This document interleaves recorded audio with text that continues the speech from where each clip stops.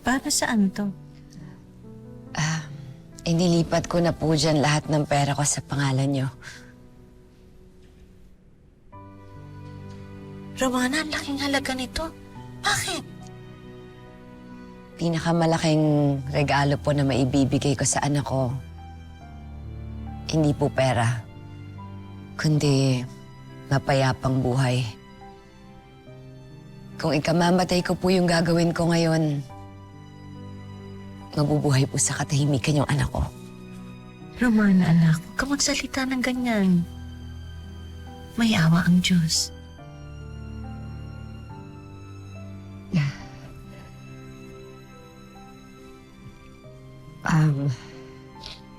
Aling Alma, pakipabasa po to kay Bunjoy kapag malaki na siya. Kung sakali pong hindi na ako makabalik, umaasa po ako na naiintindihan po niya yung naging desisyon ko.